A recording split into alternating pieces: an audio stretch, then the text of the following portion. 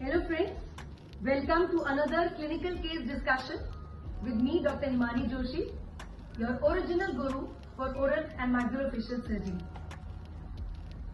A 28-year-old young girl came to me with trauma to her upper front teeth.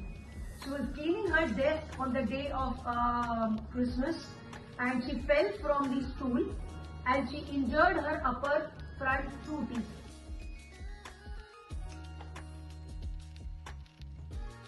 She was crying badly, she had the bone fractured, she had the teeth fractured, and she came to me in this clinical situation.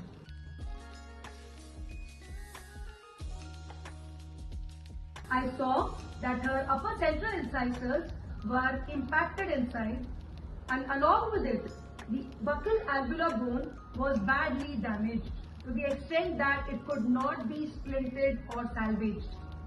So I decided to do extraction of the teeth and placing dental implants. Now while I am doing this procedure, additionally after placing my implants, I do one more thing. I take the patient's blood, centrifuge it to a particular space and extract something out of her blood.